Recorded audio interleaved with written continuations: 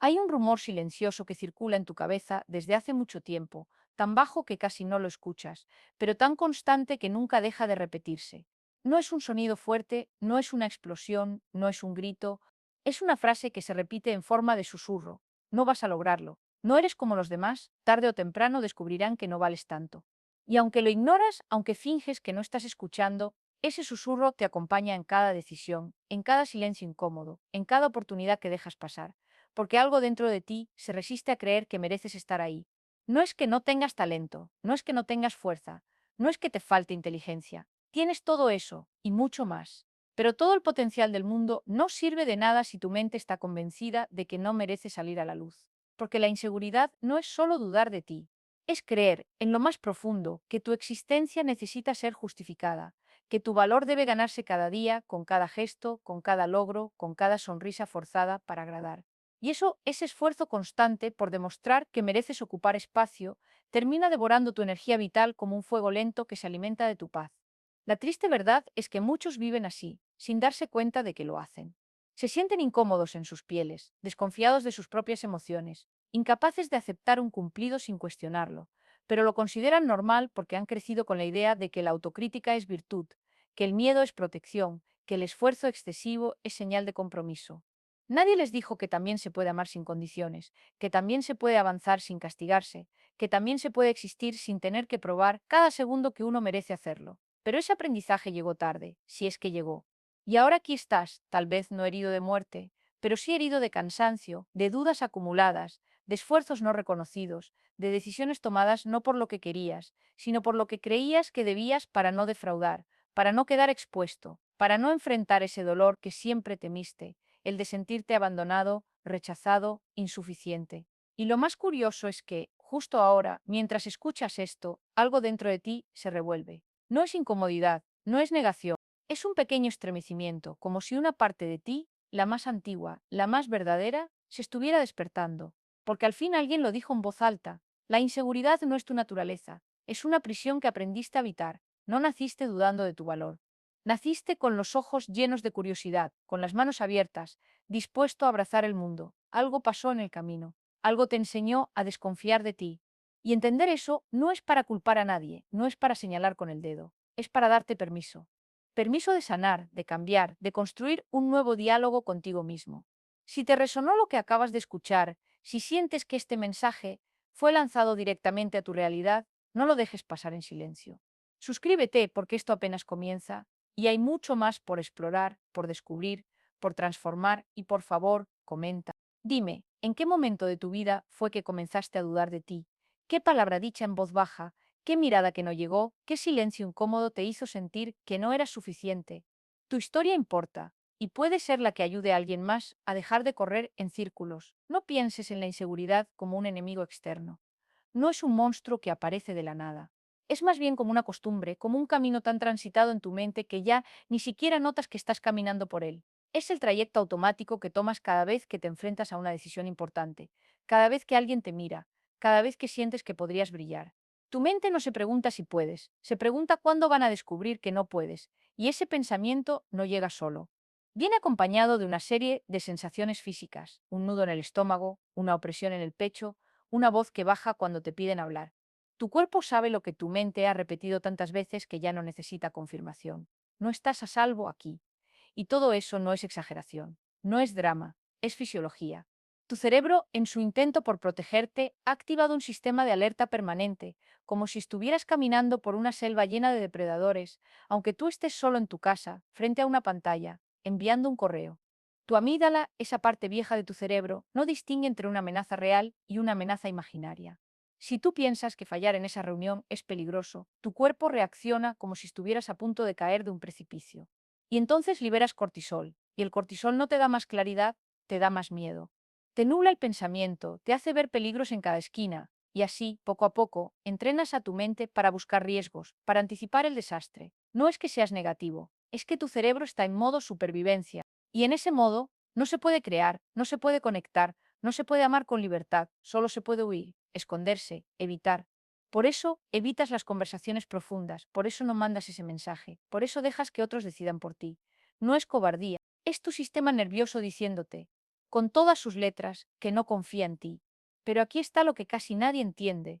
El problema no es que sientas miedo, el problema es que sigues tratando al miedo como una orden, como si cada oleada de ansiedad tuviera el derecho de decidir por ti, como si tu valor dependiera de estar siempre bajo control, siempre perfecto, siempre listo.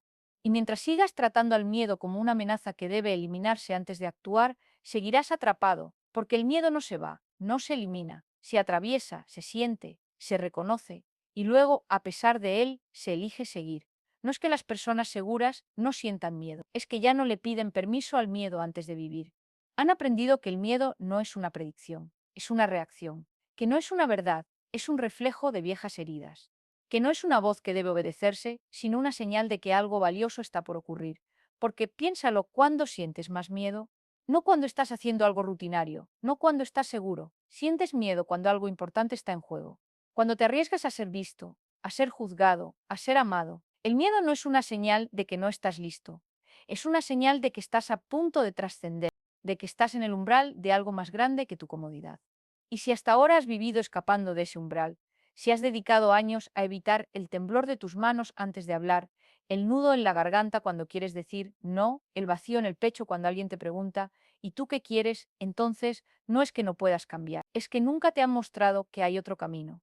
No se trata de volverse frío, invulnerable, carente de emociones. Se trata de construir una relación diferente contigo mismo. Una relación en la que, cuando el miedo llega, no lo niegues, no lo juzgues, no huyas, simplemente di estás aquí, lo noto, gracias por querer protegerme, pero esta vez voy a seguir igual. Eso no se logra de un día para otro. Se construye con pequeñas decisiones, con pequeños actos de valentía, con respirar profundamente cuando quieres correr, con hablar cuando quieres callar, con quedarte cuando quieres desaparecer. Y cada vez que lo haces, estás reconfigurando tu cerebro. Estás diciendo, no siempre obedeceré al miedo, no siempre huiré, a veces voy a quedarme. Y eso, aunque parezca mínimo, es una revolución interna. Porque cada elección tuya contra el automatismo del miedo es una semilla de seguridad verdadera. No es una seguridad que viene de la aprobación, del éxito, del reconocimiento. Es la seguridad que nace de saber que sin importar lo que sientas, puedes seguir adelante. Y eso, amigo, es libertad. Esa es la clave más poderosa de todas, la que casi nadie menciona. No se trata de esperar a sentirse seguro para actuar, se trata de actuar para poco a poco volverse seguro. Lo más triste de la inseguridad no es que te limite, eso ya lo sabes. Lo más triste es que, con el tiempo, te acostumbras a ella. Empiezas a creer que es tu forma de ser, que es parte de tu esencia. Y así, sin darte cuenta, dejas de imaginar una vida diferente. Reduces tus sueños, ajustas tus metas, justificas tus límites como realismo. Dices que no quieres subir al escenario, cuando en el fondo te encantaría brillar. Dices que no necesitas más amigos, cuando solo estás protegiéndote del rechazo. Dices que el amor no es para ti, cuando en verdad es el miedo al abandono el que habla por ti. Y con cada excusa, con cada justificación, entierras un poco más de tu autenticidad. No te das cuenta de que estás viviendo a media luz, como si siempre estuvieras en penumbras, sin nunca encender del todo la lámpara de tu verdadero yo, porque el verdadero costo de la inseguridad no es fallar, es no intentarlo. Es mirar atrás un día y darte cuenta de que la vida pasó y tú solo observaste, esperando a que el miedo desapareciera, esperando a sentirte listo, esperando a que alguien te dijera que ya era suficiente. Pero esa persona nunca llega, porque nadie puede darte lo que solo tú puedes darte. Nadie puede validar tu existencia si dentro de ti sigues cuestionándola. Nadie puede hacer que dejes de temblar si tú sigues tratando el temblor como una vergüenza y no como una señal de que estás vivo, de que te importa, de que algo en ti aún quiere crecer. Y crecer duele. Ser uno mismo duele, porque requiere romper capas de falsas identidades, de máscaras que usaste para sobrevivir, para encajar, para no lastimar. Y mientras más tiempo llevas usándolas, más duele quitártelas. Pero duele más no quitártelas. Porque cada día que sigues disfrazado de lo que crees que debes ser, pierdes un día de tu verdadera historia. Y ahí está, en silencio, en ese lugar profundo donde guardas tus sueños más antiguos, la pregunta que nunca te atreviste a formular. ¿Y si todo este tiempo la única persona que me ha estado deteniendo he sido yo? Hay una escena que se repite en miles de hogares, tan común que parece banal, y sin embargo carga dentro de sí el peso de lo que no se dice. Es por la mañana. Uno entra a la cocina y encuentra el desayuno servido. No fue pedido, no hubo una conversación sobre ello la noche anterior, simplemente está allí. El pan tostado, la mantequilla derretida en la orilla, el café humeando en la taza que siempre usas. El otro ya se fue, quizás dejó una nota corta, o tal vez no dejó nada. Tú te sientas, comes, bebes, agradeces en silencio como quien agradece al sol por salir. No le das más vueltas, porque así son las cosas ahora. Alguien cuida, alguien recibe.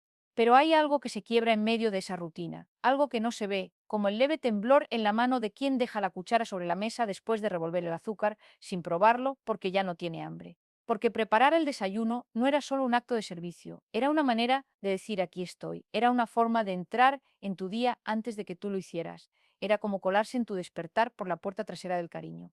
Y cuando todo lo que obtiene a cambio es el vacío de una cocina vacía, el eco de una taza ya fría, el acto empieza a perder sentido. No deja de hacerlo, claro, pero cambia la sustancia. El toque de la mano al servir la leche ya no es tierno, es mecánico. La elección de tu sabor favorito ya no es un detalle amoroso, es un hábito. Y en algún momento, sin que ninguno de los dos lo note, ese desayuno deja de ser un regalo y se convierte en una obligación disfrazada de costumbre. Nadie protesta, nadie se queja, pero algo en el aire ha cambiado. Es como si respiraran en tiempos distintos, uno exhala cuando el otro inhala, y ni siquiera se cruzan en el ciclo del aire. Porque eso también es desamor, no el grito, no el ultimátum, no la valija en medio del pasillo. Es la lentitud con la que se deja de esperar una reacción. Es cuando dejas de cocinar algo especial, porque ya sabes que no lo notarán, que comerán sin levantar la vista, que no preguntarán si te tomó tiempo, si tuviste que levantarte más temprano, si lo hiciste con frío o con sueño. No es que dejes de querer, es que dejas de creer que tu amor tenga efecto en el mundo. Es como encender una linterna en una habitación oscura, esperar que alguien diga mira, hay luz y descubrir que los demás siguen moviéndose como si la oscuridad siguiera igual. Al principio la apagas pensando que quizás no fue suficiente. Luego empiezas a preguntarte si acaso estás equivocado, si el problema es tu necesidad de ser visto, y al final simplemente dejas de encenderla, no por resentimiento, sino por fatiga, porque sostener el fuego cuando nadie se acerca a calentar las manos, al final quema al que lo lleva. Y no lo hacen por egoísmo, sino porque aprendieron, a golpes silenciosos, que su forma de amar no encaja en el idioma que se habla en esa casa. No se sienten rechazados, pero sí incomprendidos, y el amor no sobrevive en el malentendido. Se ahoga en él lentamente, sin que nadie pueda señalar el momento exacto en que dejó de respirar. Un día, alguien llega tarde del trabajo. Está cansado, los hombros tensos, la mirada fija en el suelo mientras se quita los zapatos.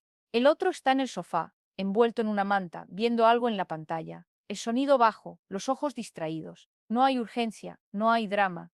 Solo dos personas en la misma casa, separadas por unos metros, y una invisible pared de gestos desvanecidos. Entonces, sin planearlo, sin saber bien por qué, uno de ellos dice, «Te conté que hoy arreglé el grifo del baño». No es una pregunta importante. El grifo ya no goteaba desde hacía semanas. Pero algo en la manera en que lo dice lo carga de otro sentido. No es sobre el grifo, es sobre el deseo de que lo escuchen, de que lo vean. Es una prueba. Notaría si dejara de hacer las cosas que hago. Y el otro responde, sin levantar la vista, así, gracias, ya noté que no goteaba. Es una respuesta neutral, correcta, incluso amable. Pero no dice gracias por repararlo, no dice sabía que no te gustaba el sonido, no dice me di cuenta de que te tomaste el tiempo, solo afirma el resultado. Y en ese instante, el que arregló el grifo siente un vacío, pequeño pero profundo, como el hueco que queda cuando sacas un clavo de la pared y dejas un agujero sin propósito. Porque no quería solo reconocimiento del grifo, quería reconocimiento del gesto, del esfuerzo, del cuidado. Quería que su amor, por una vez, no pasara por una tarea más cruzada en una lista, sino por lo que realmente fue un acto de amor convertido en plomo, porque no fue nombrado como tal. ¿Cuántas veces al día hacemos algo por amor y lo disfrazamos de obligación solo porque el otro no sabe verlo? ¿Cuántas veces callamos un gracias porque pensamos que ya está dicho, porque creemos que el amor no necesita traducción? Suscríbete si alguna vez sentiste que amas en voz baja y el otro escucha en otro idioma. Si alguna vez tuviste miedo de pedir que te vieran, no por necesidad de atención, sino por necesidad de conexión. Y comenta con una sola frase, ¿qué hiciste hoy por amor que nadie notó, pero que necesitabas que alguien viera? No por vanidad, sino porque necesitabas saber que tu gesto, pequeño como una gota, no cayó en un charco seco, sino en alguien que lo recibió como lo que era, una forma de decir, aquí estoy sin alzar la voz. Porque hay personas que aman como los relojes silenciosos, constantes, marcando el tiempo con precisión, sin pedir reconocimiento. Pero nadie confía en un reloj que nunca mira la hora. Y así, poco a poco, se desvían las agujas, no por malicia, sino por desatención. Un día, el que siempre arreglaba todo decide dejar de arreglar. No dramáticamente, no con un portazo. Simplemente deja de ver por qué.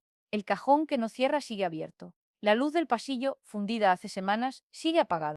No es que no pueda arreglarlo, es que ya no siente que arreglarlo signifique algo.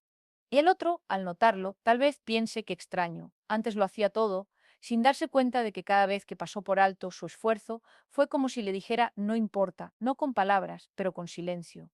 Y el silencio, cuando se acumula, pesa más que la peor discusión. Es como vivir en una casa donde todo funciona, pero nadie sabe quién lo mantiene en pie, donde los platos se lavan, la basura se saca, el cuarto se ordena, pero nadie pregunta quién lo hace, ni cuándo, ni por qué, hasta que un día todo se detiene, no por venganza, sino por agotamiento, porque el amor no es un motor que funcione solo con combustible interno. Necesita retroalimentación. Necesita que el otro diga, vi lo que hiciste, no como un deber, sino como un encuentro, porque detrás de cada gesto hay una historia que no se cuenta, el frío que sintió al lavar los platos a las 11 de la noche, el dolor de espalda que ignoró al colgar la ropa, la música que puso, no para él, sino para crear un ambiente donde tú pudieras descansar. Y si nadie jamás nombró esa historia, si nadie la convirtió en palabra, entonces nunca existió para el otro. Y el que la vivió empieza a preguntarse si vale la pena seguir escribiéndola. Imagina que cada persona trae consigo una brújula invisible, hecha de pequeñas certezas. Sí importo, sí me ven, sí mi esfuerzo tiene peso.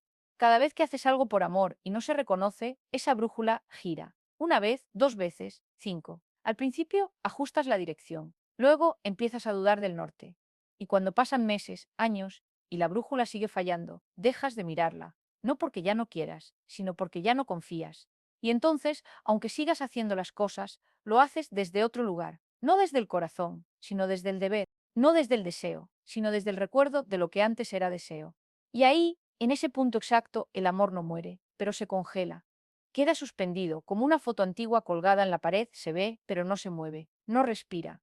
Y los dos siguen viviendo en la misma casa, compartiendo la misma cama, usando los mismos pronombres posesivos, nuestra casa, nuestros planes, pero ya sin sentir que comparten lo más importante, la sensación de que el amor que dan es recibido y que el que reciben es intencionado. Porque el amor que no se traduce no se pierde, se malinterpreta, se convierte en rutina, en costumbre, en responsabilidad.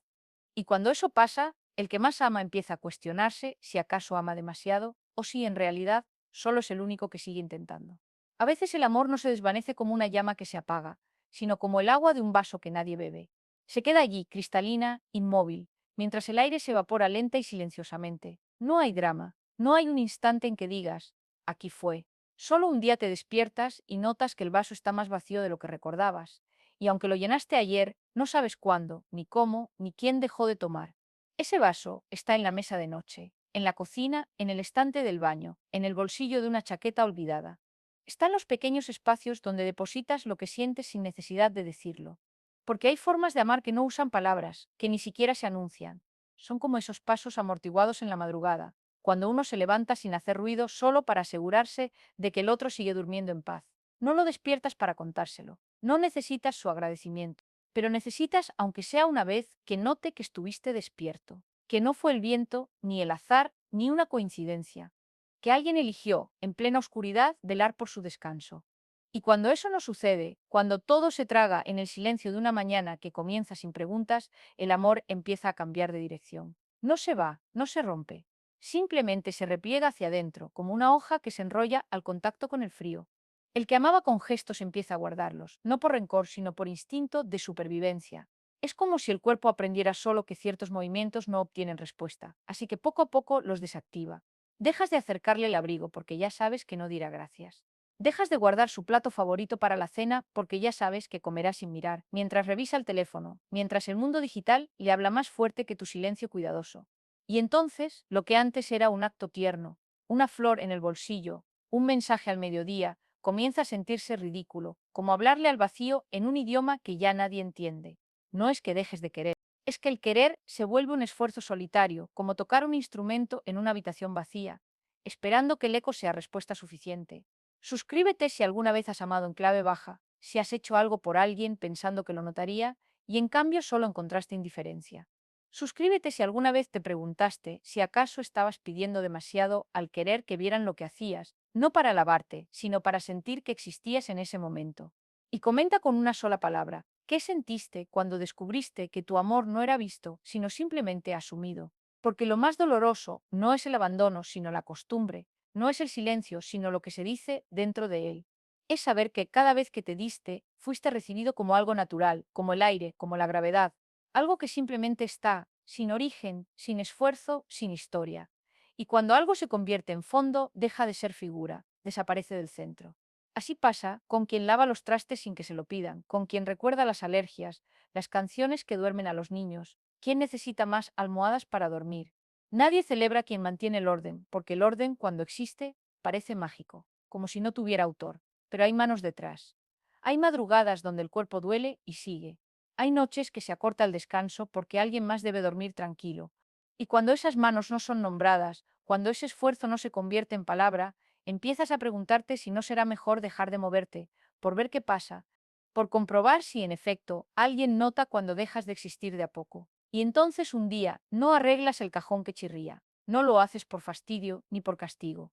Lo dejas ahí, abierto, desalineado, porque por primera vez te permites pensar, ¿y si nadie lo necesita tanto? ¿Y si todo lo que hago no es por amor, sino por miedo a que, si no lo hago, el mundo se desarme? Esa duda, pequeña, tóxica, comienza a crecer como una grieta en el vidrio, porque el amor que no se reconoce empieza a mezclarse con el deber, y el deber con el resentimiento. No es un fuego violento, sino un humo lento que se filtra por los rincones de la convivencia. Te sientas en la sala y los miras desde lejos, a ese cuerpo que duerme en tu cama, que come tu comida, que dice nuestro sin pensar, y te preguntas si alguna vez has sentido tu esfuerzo como un regalo, o solo como un hecho inevitable, como el sol que sale sin necesidad de agradecimiento. Imagina un jardín que florece en invierno. Nadie lo riega, nadie lo poda, pero sigue allí, con sus pétalos temblando bajo la escarcha. Alguien lo ve pasar y dice, qué bonito, qué suerte que tenga flores en esta época. Nadie se pregunta quién lo cuida. Nadie piensa en las manos congeladas que cavan en la tierra a medianoche, en el cuerpo que carga agua mientras nieva, en el agotamiento que no se ve. Y un día, esas manos dejan de sembrar. No porque se cansen de amar, sino porque se cansan de ser invisibles. Dejas de traer flores nuevas, dejas de arreglar el sendero. Y cuando el jardín se marchita, los que pasan dicen, qué pena, ya no es como antes, como si la muerte del cuidado fuera una desgracia natural, no el resultado de una ausencia de mirada. Porque amar requiere valor, pero ser amado requiere atención. Y cuando la atención falta, el amor no se detiene de inmediato. Se convierte en un hábito, en algo que se hace por inercia, como respirar bajo el agua. Sabes que no te sirve, que no puedes vivir así, pero sigues porque parar implicaría admitir que ya no estás siendo visto. Y eso duele más que todo.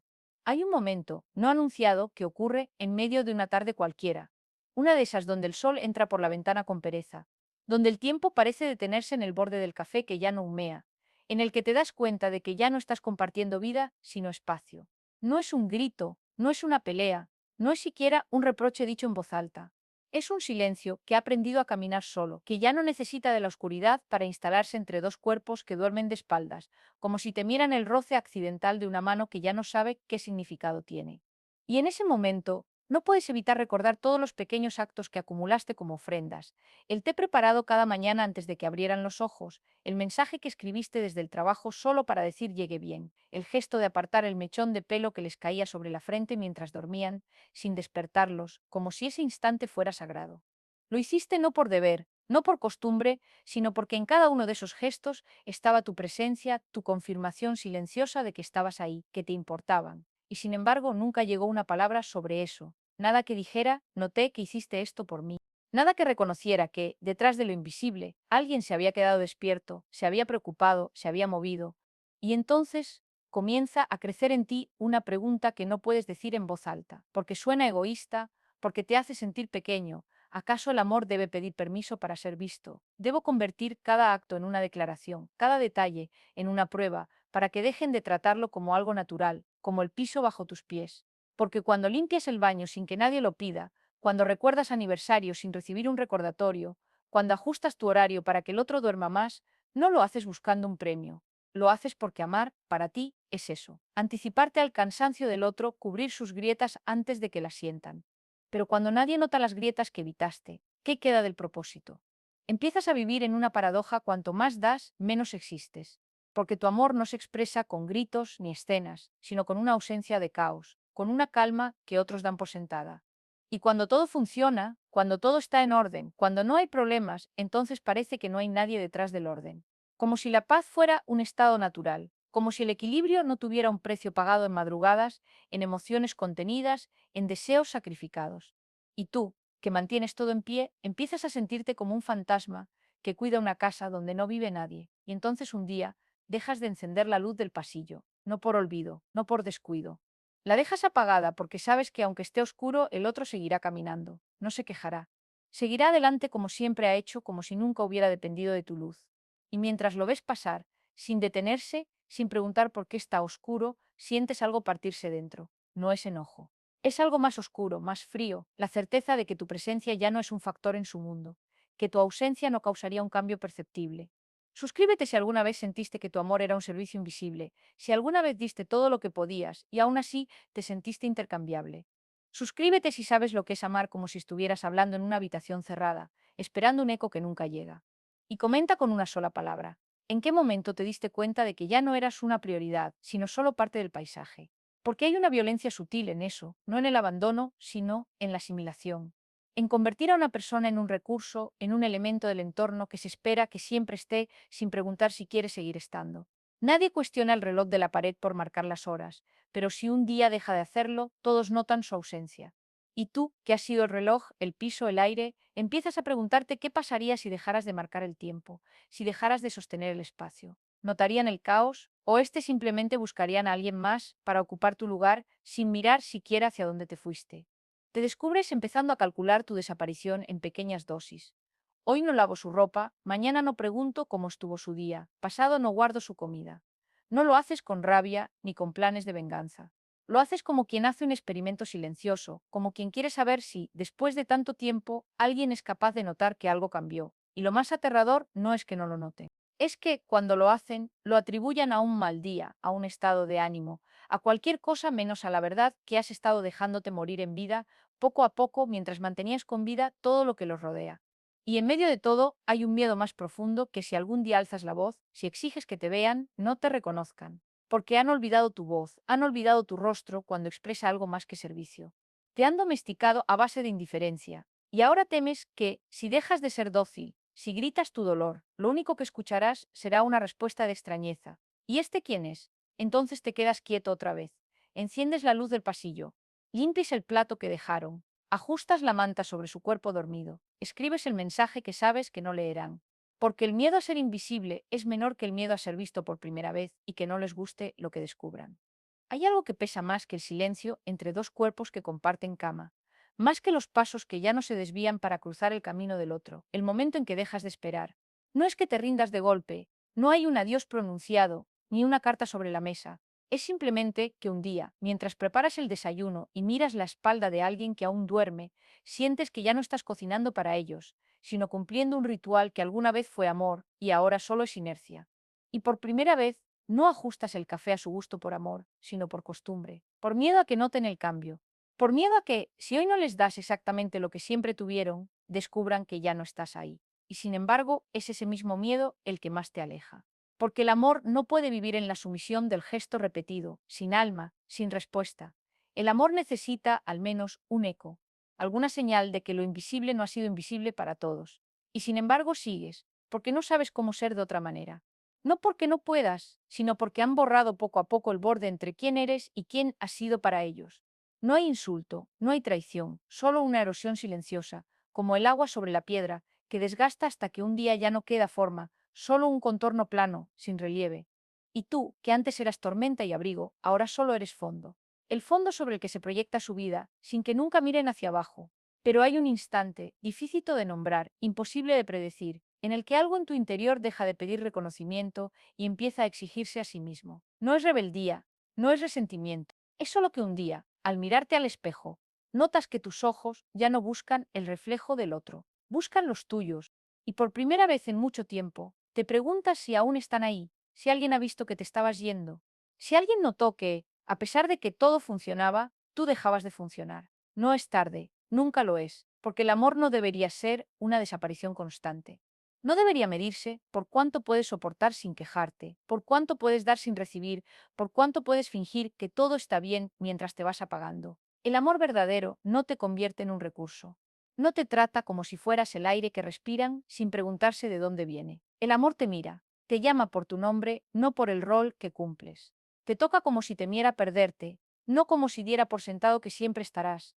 Así que si ahora estás ahí, haciendo todo lo posible para que nada se caiga, cuidando un mundo en el que ya no sientes que tienes un lugar, pregúntate, ¿quién cuidaría de ti si dejaras de cuidarlo todo? Y si la respuesta duele, no la entierres, llévala contigo, como una semilla. Porque incluso en el abandono lento, en el olvido cotidiano, hay un renacer posible. No necesitas gritar para existir. A veces basta con dejar de hacer algo, con no encender la luz, con no guardar la ropa, con no decir cómo estuvo tu día. Y esperar, no para herir, sino para saber, para comprobar si alguien aún reconoce tu presencia por lo que haces, o si solo notan tu ausencia cuando ya no estás. Porque hay una diferencia brutal entre ser necesitado y ser dado por sentado, y descubrirla duele.